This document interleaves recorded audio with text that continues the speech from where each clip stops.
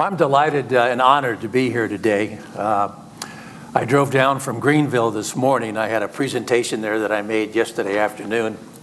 Last night I had dinner with former Marine Michael Stahl and his wife Christy.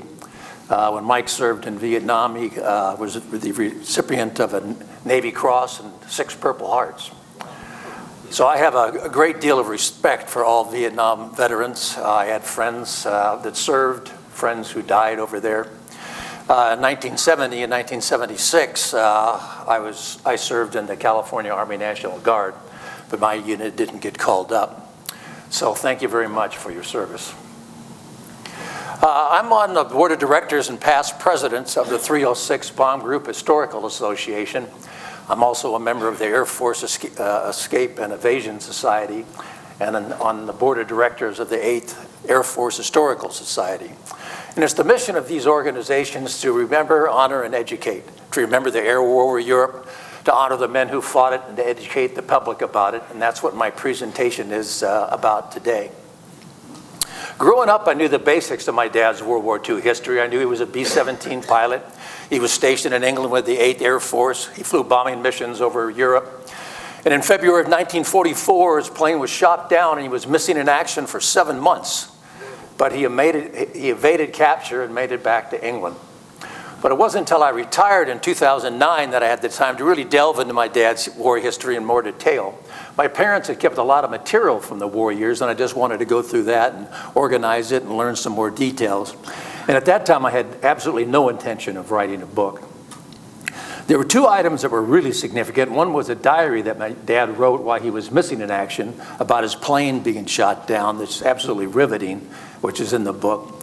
And the other were all the letters that my dad wrote to my mother while he was stationed in England before he was shot down. He was really candid in these letters. He talked about what bombing missions were like, what life was like on the air base, what life was like in England and London at the time, escapades of him and his crew. And I just became fascinated with the story of my dad and his crew and became my passion. I started reading book after book about the air war over Europe, went on the internet, spent countless hours doing research, downloading declassified military documents, mission reports, bomb group diaries, squadron diaries. I went on a quest to find relatives of all my dad's crew and asked them for any information they could give to me. Started going to World War II reunions, listening to veterans tell their stories. And finally, 3 years into my research, I just came to the conclusion that the story of my dad and his crew was so unique and so compelling that it needed to be told. So I decided to write a book. For some reason, it's not working. Okay, I'm going to have to... There you go. Can I forward it like this? Oh, yeah, you could do it like that. Okay, all righty. My clicker's not being recognized here. So I decided to write a book. From the time I started my research to the time the book was published was 4.5 years.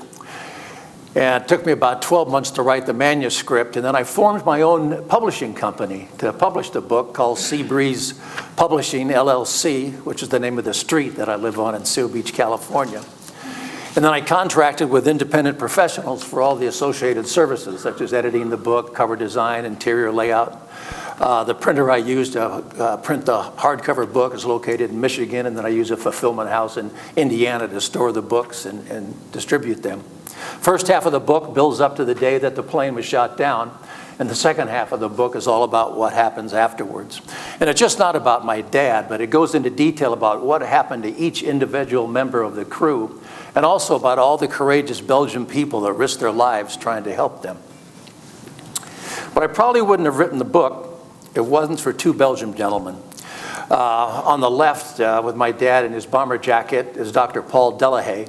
That picture was taken in Belgium at the 50th anniversary of the liberation of Belgium, and also of my dad's plane being shot down. And then in the other picture with me, Jacques Lelot, that was taken 20 years later and at the 70th anniversary. During the war, these men were young boys and they were greatly affected by it. They saw firsthand the atrocities committed against family and friends. And later in life, they became local historians and they interviewed all these Belgian people and members of the Belgium underground about events that took place involving my dad and his crew. And they documented their testimony and they gave me unbelievably detailed information that would have been lost forever without their dedicated research. So I owe them a great debt. Initially, my dad didn't go into the Air Force as a result of the first peacetime draft in U.S. history implemented by President Roosevelt in September of 1940. My dad went into the Army, into the infantry, and he was stationed at Fort Lewis, Washington. And at the time when World War II first started, the U.S. military was woefully weak. They ranked 18th in the world in military strength behind Romania. And in addition, they were very ill-equipped, as you can tell from this World War I vintage uniform that my dad has on here. 3 months later, in July, he married Ruth Hempel at First Lutheran Church in Pasadena. My mother was born and raised in Pasadena, as was I. It was right after she graduated from UCLA, where she was a classmate of the legendary Jackie Robinson. I also went to UCLA. While I was there, I was a classmate of Lou Alcindor, Kareem Abdul-Jabbar. My dad was born in Norfolk, Nebraska, and he moved to California right before he started high school with his family. A few months later, on December 7th, a date which will live in infamy, Japan bombed Pearl Harbor, and the United States was at war. Well, my mother was very concerned. The future was very uncertain, so she decided to go up to Washington over Christmas and visit my dad. And 9 months later, Susan Ruth was born. Well, at the time, my dad was concerned how he was going to support his new family. At the time, he had a new bride, a baby on the way, and he didn't think he could support them very well on a private's pay in the Army, so he decided to volunteer for the Air Force where he could make more money, especially if he could make it through pilot training and become an officer. So in June of '42, he went through pre-flight training in Santa Ana, California, and then went through the various stages of pilot training. This is a little difficult to see. My pointer's not working either, so I apologize for that. But there were 3 main stages of pilot training before you got your wings. The first was primary. And if you made it through primary, you went into basic. And pilot training was really tough. 40% of the cadets that entered washed out and either became bombardiers, navigators, or gunners. And then from basic pilot training, they separated the pilots out. They either went into single-engine planes or fighters or twin-engine planes, which resulted in bombers or transports. Typically, the shorter pilots went into the fighters because of the cramped conditions in the cockpit. My dad was 6'3", so they stuck him into bombers. But I personally think it also depended on the personality of the pilots. It seems to me, from my experience, the fighter pilots tended to be pretty cocky, have big egos, be risk takers, independent, whereas the bomber pilots tended to be a little more level-headed and team players. Nailed it. These are the 3 types of planes he flew in pilot training, and primary up top was a Stearman biplane, and then in basic he flew a single-wing Vultee Valiant, and then advanced training a Curtiss-Wright AT-9 twin-engine plane. He graduated from advanced pilot training in April of 1943 in Douglas, Arizona. And then he went through transitional training in Pio, Texas, where he learned how to fly a 4-engine B-17 bomber. And then from there, he went to operational crew training in Dalhart, Texas, where the various members of the crew came together and they learned to operate as a team. And then once deemed ready, they were assigned overseas to the European Theater of Operations. On October 21st, 1943, my dad and his crew reported to the 306 Bomb Group at Thurleigh, England. It's about 60 miles north of London. Here you see the insignia of the 306 Bomb Group. There were 3 air divisions in the mighty 8th Air Force. They were in the 1st Air Division, signified by a triangle. And each bomb group had a letter designation. For the 306, it was an H, so triangle H. There were some unique characteristics about the 306. They were the first bomb group to hit a target in Germany, Wilhelmshaven, on January 27th of 1943, and they were also the longest-serving bomb group in the 8th Air Force. They reported in September of '42, and they didn't go back home until December of 1946.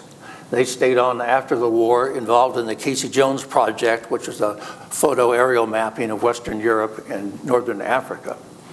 Many of you have probably seen the 1949 movie 12 O'Clock High, starring Gregory Peck. But that was based on a true story about the 306 bomb group. The fictitious bomb group in the movie, the 918th, was derived by multiplying the 306 by 3. Another distinction of the 306 is that their flight surgeon, Dr. Thurman Schuler, convinced 8th Bomber Command General Ira Ecker to implement a mission limit in April of '43. Up until that time, there were no mission limits, and these combat crews quickly realized that they would never, ever make it home. They'd be killed or be shot down and become prisoners of war. Dr. Schuler suggested a mission limit of 20, but Ecker set it at 25. But at least these guys had a light at the end of the tunnel and something to shoot for, and the hope that they might be able to make it home someday. Here you see my dad's crew, B-17, had a 10-man crew, 4 officers who were kneeling in front. My dad's on the lower left. He was first pilot, and as such, the commander of the plane and the crew. And then going across, you have the co-pilot, the navigator, and the bombardier. And then behind them, 6 enlisted men who were mainly gunners. 5 of these men came home, but 5 of them did not. That's not it. My dad's plane was named Susan Ruth after my oldest sister, who was 1 year old at the time that he went overseas. This is not the Susan Ruth, it's just another B-17 they took their picture in front of. But if you'll notice in the upper left corner there, it's the nose art. I love the nose art. It was interesting that the Air Force was the only entity that allowed their planes to be painted. The Navy didn't, the Marines didn't, nor did other countries. But the Air Force thought it would help the morale of these young guys if they could personalize their planes. And they were very creative in what they named and painted on their planes. Many times it was a cartoon character, but more often than not, it was a scantily clad or nude woman. You know, after all, these guys were in their late teens and early 20s and virile young men. 306 Bomb Group flew B-17s, nicknamed the Flying Fortress because of the armament that it had on the plane. It had 12 13 50 caliber machine guns, so it could put out a tremendous amount of firepower. It can also take a tremendous amount of battle damage and keep flying. Every plane had tail markings to identify it. Again, you see the triangle H of the 306. And each plane had an identification number below that was assigned by the manufacturer. The Boeing company designed the B-17 and produced 60% of them, but Lockheed Vega and the Douglas Aircraft Company each produced 18% as well. There were 3 types of B-17s flown in the European theater of operations. First was an E model, but they only made about 500 of those. So that was quickly phased out by the F model, and then it was phased out in the fall of '43 by the definitive B-17 model, the G model. And you can always tell the G model by the chin turret underneath the nose. Here you see the crew positions on the plane. In the nose, you had the bombardier up front. His main job was to drop the bombs accurately. But in the G model, if they were under attack by enemy fighters, he manned the chin turret. And then the navigator behind him needed to know where they were and where they're going. And under attack by enemy fighters, he manned cheek guns that were on each side of the plane.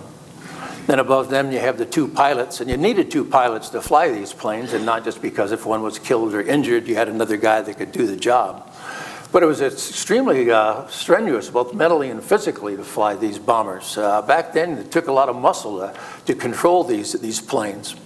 And these missions lasted 6 to 10 hours in length, so it was very tiring. And they had to stay alert at all times, or else they could clip a wing on the plane next to them, flying in these tight formations, or run into the plane in front of them and go down. And then they had to continually fight the turbulence, naturally the weather turbulence, and most all of us have experienced those in commercial flight. But they also had to fight the turbulence of all those bombers being in such close proximity to one another. The wake turbulence and the prop wash of all these bombers being in such close proximity would just churn the air up and really make it difficult to control the plane. Then behind the pilots, you had the flight engineer. He was also called the crew chief. He was the onboard mechanic and knew how everything worked and helped monitor the instruments in the cockpit. There were over 250 different gauges, dials, toggles, switches in the cockpit, and the flight engineer would peer over the pilot's shoulders and help monitor engine performance and fuel consumption. The bombs hung in the bomb bay in racks, and it's really cramped in there. That catwalk's only 8 inches wide, and that boy's only 8 years old, so you can see how tight it is in there. And it wasn't unusual for bombs to get hung hung up on those racks, which require one of the crewmen either kick it loose with his foot or take a wrench and knock it loose. And when those bomb bay doors are open, they're looking 5 miles straight down at the ground with the wind howling around them, so that took a little courage to do that.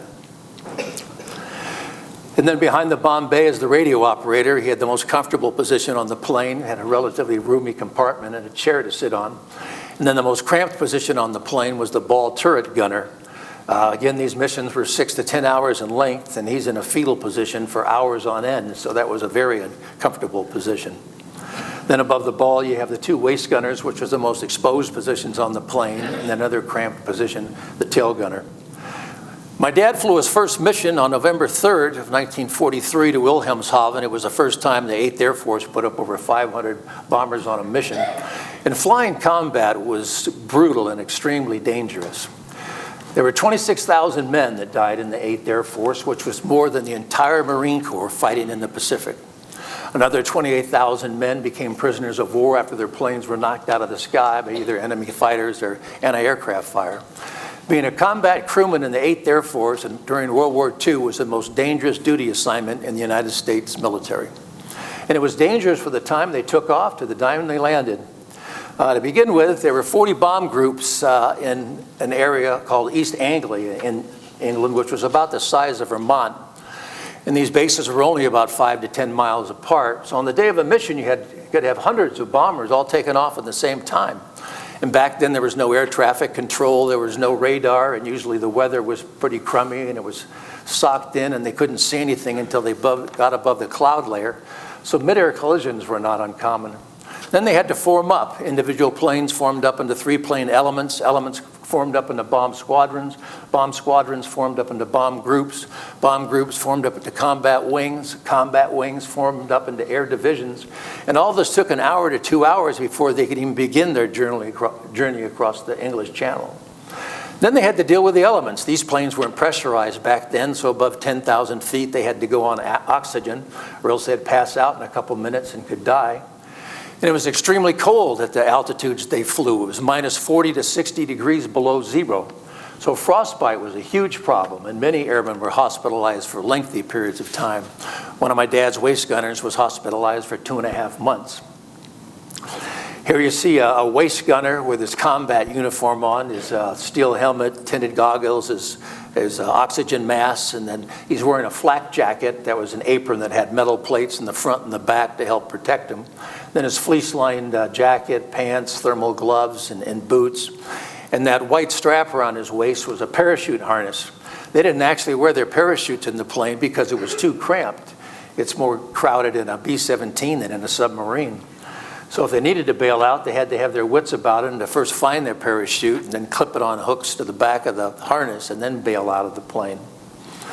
Next thing they had to deal with was enemy fighters. Germany had radar stations set up along the continental coast of Europe, so they knew when these bomber formations were coming, they'd send their air force, the Luftwaffe, up to intercept them. Here you see the waist gunner again firing his 50 caliber machine gun, his flak jacket, and all those spent cartridges on the floor of the plane. That was like stepping on ball bearings or marbles. And the ammunition belts that fed into the 50 cals were 27 feet in length. So if a gunner fired the whole belt, he said he fired the whole 9 yards. It was 8th Bomber Command's belief that at the beginning of the war that these bomber formations, heavily armed, flying in tight formations, could defend themselves from the Luftwaffe. And they flew in what was called a combat box formation. This is the box of a combat wing. And then within the box of the wing, you see 3 other boxes representing bomb groups. And then within each box of the group, you had 3 boxes representing bomb squadrons. So the theory was that all that interlacing firepower could ward off the Luftwaffe. But sadly, that was not the case. At the beginning of the war, the 8th Air Force took devastating losses. And even when they did give them fighter escorts at the beginning, in those years, the fighters didn't have the fuel capacity to escort the bombers deep into Germany and then back again. They could get across the English Channel and into continental Europe a little ways, but then they'd be running low on fuel and they'd have to turn around and go back to their bases. Well, the Luftwaffe would just wait until the Allied fighters turned around and they'd come in for the attack. Even though they implemented that 25 mission limit in April of 1943, it was statistically impossible to complete 25 missions in 1943. The average number of missions flown before being shot down was only 6. And the losses culminated in October of that year, when over 4 missions they lost 148 bombers. That's 1,500 men, with the worst day being Black Thursday, the second Schweinfurt mission on October 14th, where they sent 262 bombers to hit the ball bearing factories at Schweinfurt, and 60 of them were shot down. So 600 men lost in one day. Well, at the time, the 8th Air Force was in shock. There was no way they could sustain those losses, and they seriously thought about discontinuing daylight bombing. It wasn't until right at the end of 43 and the beginning of 44 where external fuel tanks were added to the P-47 Thunderbolts and the introduction of the P-51 Mustang that these bombers finally had escorts that could take them all the way to targets deep in Germany and escort them all the way back home. The P-51s were particularly effective. By the time D-Day rolled around, June 6th, they had pretty much decimated the Luftwaffe and they had air supremacy. The next thing they had to deal with was anti-aircraft fire. This is a flak gun. Flak was the abbreviation for the German word for aircraft defense cannon. And these were deadly weapons. They fired 20 shells a minute, and they were calibrated to explode at the same altitude that the bombers were flying. And the shells were filled with all different shapes and sizes of razor-sharp metal called shrapnel, that when it would burst out hundreds of feet, it could easily penetrate the thin aluminum skin of these bombers. It was so thin you could just take a screwdriver and poke it right in it. From a distance, these shells exploding looked like little innocent black puffs.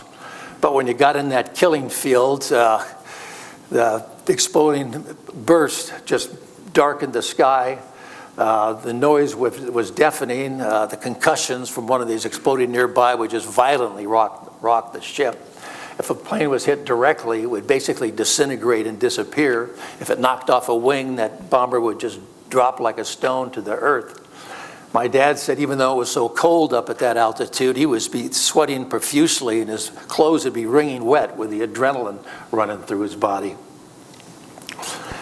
It was on a mission to Frankfurt, Germany on February 8th of 1944 where my dad's plane dropped its bomb successfully, but their bomb bay doors got hit by flak and they couldn't get them back up. And as a result, that caused a drag on the plane. They lost airspeed and they fell behind the formation heading back to England, and they were singled out by 2 German Focke-Wulf 190 fighters. And like wolves or lions, they swooped in on their prey.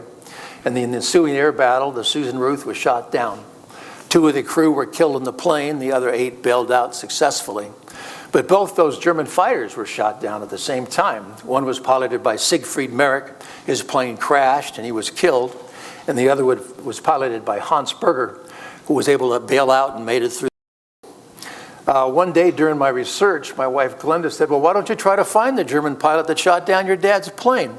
And I'm thinking, she's so naive. She doesn't know what she's talking about. It's a ridiculous idea. I'd never be able to find him. He's probably died in the war. It's 70 years later. He's probably passed away by now. I can't speak German.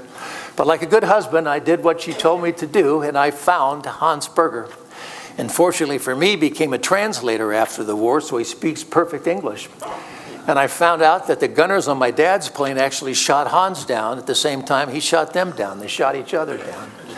And he gave me some wonderful insight that's in the book about what it was like to go up against the 8th Air Force. Basically, he was scared to death every time he did it. The book goes into detail about what happened to all 8 men who bailed out. I'm just going to talk about my dad. Of the 8, some became prisoners of war, some evaded capture, and some were killed. After my dad bailed out, he came down on these trees right at the French-Belgium border, and his parachute got hung up on the branches, and he was dangling 20 feet off the ground and couldn't get down.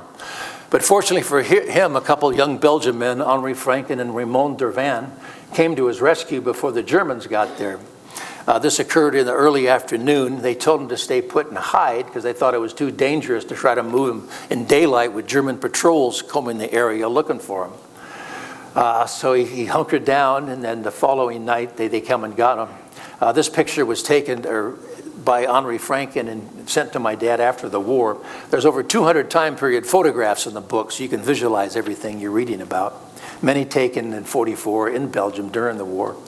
Here's Henri Franken standing next to the tree that he helped my dad down from. So that night they come and got him, and they took him back to the Devan farmhouse, and that's right on the French-Belgian border. That house is in Belgium, but those trees are in France. He only stayed there one night because they thought it was too dangerous for him to stay there, again with those German patrols in the area. So the following night, a Belgian customs officer, Paul Tilken, came on a tandem bicycle to take him to a safer location. And after that, my dad was moved from place to place to place. How long he stayed at any given location depended upon how brave the Belgian people were who lived there and how dangerous the Belgium underground thought it was for him to stay there. He might spend one night, he might spend 6 weeks. And he was helped by many Belgian people. This is just a few of them. You see, they stuck a beret on my dad's head to help him blend into the locals, but at 6'3", he was quite a bit taller than the locals, and the rest of his life he wore a beret quite often. And the Belgian people who hid my dad, or any downed airman for that matter, were unbelievably brave people. They risked not only their lives, but the lives of family and friends. Because of the German secret police, the Gestapo found out about it, they'd be arrested, tortured, and either shot or sent to a concentration camp. And some of the Belgian helpers that aided my dad and other members of his crew did meet that fate. Here you see my dad with 2 women that he stayed with for lengthy periods of time. On the left is Ghislaine Bayou. It was with her and her husband Maurice that he wrote his diary. And then on the right is Jeanette Guedin. Her husband was actually a captain in the French army who was captured by the Germans when they first invaded the lowlands in 1940, and he spent the remainder of the war as a POW. Normally when the underground came across downed airmen, they tried to get them back to England through various escape routes, down through France, over the Pyrenees into Spain, and then out through British-controlled Gibraltar. But something always went wrong trying to get my dad out, and he became quite frustrated. And it was very stressful for him. You know, after all, his plane was attacked, it's on fire, he's got to bail out, comes down in a foreign country, has no idea where he is, doesn't know what happened to his buddies on the crew, can't communicate with the U.S. military. He's being helped by complete strangers, and they couldn't communicate at first because he couldn't speak French and they couldn't speak English. He had little English-French dictionaries in his escape kit that helped a little bit. And any one of these people might be a collaborator and turn him over to the Gestapo. And he had several close encounters of almost being discovered while he was in hiding that are outlined in the book. Finally, my dad got tired of hiding. Word came that the Allies landed on June 6th at Normandy, and he decided to get back in the fight. Unlike most airmen, he had that year's training in the infantry, so he knew how to fight on the ground. So he decided to join the French resistance. His helpers tried to talk him out of it because it was way too dangerous. Either he could die fighting, or if they captured him, he'd be shot on the spot as a terrorist. But he felt it was his duty to get back in the fight. Other U.S. servicemen were fighting and dying, and he thought he should too. So he convinced one of his helpers, Amy Cools, to ride bicycles over the border into France, and he hooked up with a unit of the French resistance. They were called the Maquis.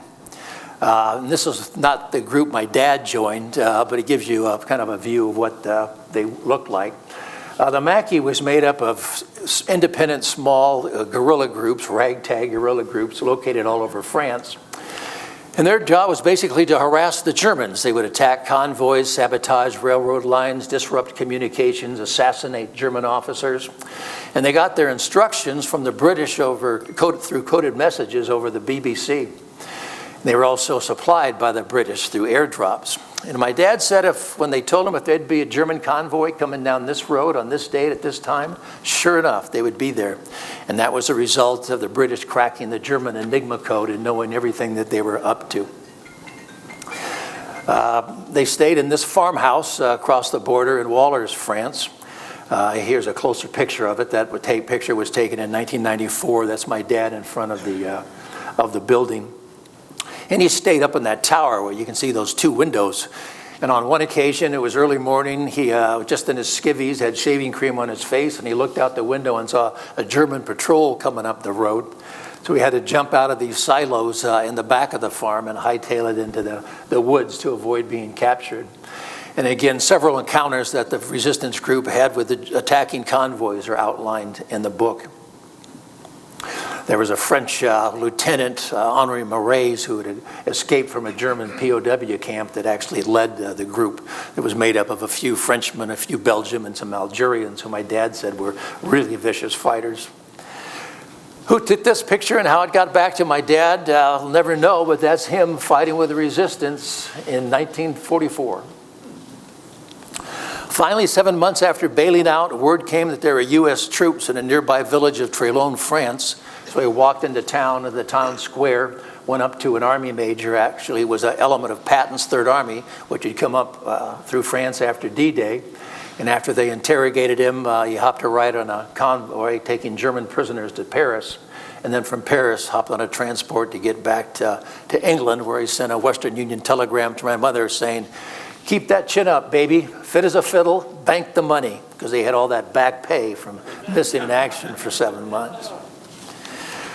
Belgium's a wonder little country. A lot of people don't realize it's divided in two. The northern portion is called Flanders, where they speak Dutch, and the bottom portion is called Wallonia, where they speak French. And my dad and his crew in the plane came down, we see Charleroi up there, kind of straight down from there, where all the action took place, although my dad was hidden in Charleroi for a while.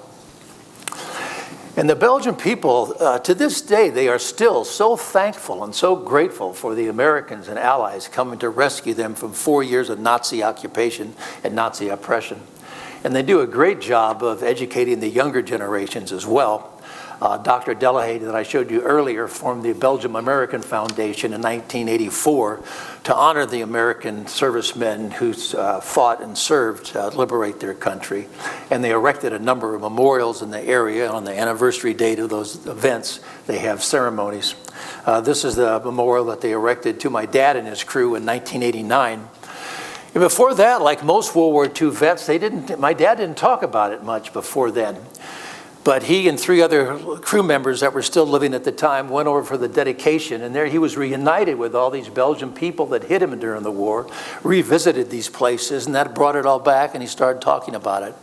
And then 5 years later, in 1994, I made my first trip to Belgium, and that's when it became personal for me, because I got to see all these places firsthand, be accompanied by my dad. I've been to Belgium 6 times and have wonderful friends there and in the Netherlands. Here you see my dad during the dedication ceremonies. That Dr. Delahaye with the beard on the left, and my dad with the tie, and then 3 of his helpers. The woman in the white beige trench coat, that's Jeanette Godin, who was in that earlier picture that I showed you. And then next to her is Nellie Tilcan. She was the wife of the Belgium customs officer, Paul Tilcan. A couple months after he helped my dad, he was arrested, got by the Gestapo, sent to prison, tortured, and he narrowly escaped being executed, but his health was broken from the beatings that he took, and he died at a fairly young age. And then the tall man in the trench coat, that's Raymond Dervan. He's the other Belgian man that helped my dad down from the trees. On 2 of the occasions that I've been to Belgium, I continued on to Munich, Germany to visit Hans Berger, that Luftwaffe pilot that shot down my dad's plane. Here you see us in his apartment. He's wearing his fighter jacket there, and he has his Iron Cross on. He shot down 7 B-17s and 1 Spitfire during the war, and he was shot down 3 times. Most all of his friends were killed during the war. The only reason I think he made it is that they pulled him out of combat in early '45 to become a test pilot for the Heinkel HE-162 single-engine jet fighters that the Nazis were trying to perfect, which they never really did, but I think that probably saved his life. And then this is us at the Hofbrauhaus having a cold one. And we become good friends. To me, he was pretty much just like the U.S. Airman. He was a young guy, 19, 20 years old, trying to do a job and fighting for his country. He said it was too bad that they had to be shooting at each other, but that was war. And he says we weren't all evil Nazis. Here to see my dad and me in 2004. He wanted to see the World War II memorial before he died. And so I accompanied him to a reunion of the Air Force's Escape and Evasion Society, and we went down to D.C. To see it right before its official dedication. And that was the last trip he ever took. He died in 2007. He wasn't the last crew member to die, but he was the oldest at 91. And all the World War II veterans are in their 90s today, pretty much their mid-90s to around 100. At the end of World War II, there were 16 million World War II veterans. And as you can see from this chart, over the years, that number has been dwindling rapidly. There's only about 2% of those men left. There was no other event in history that affected more people than World War II. 60 million people died, millions more were wounded, millions more were left homeless and displaced. It changed the course of America and the world forever. And the brave young men who fought and died for freedom, their sacrifice must never be forgotten. It's our duty. Thank you.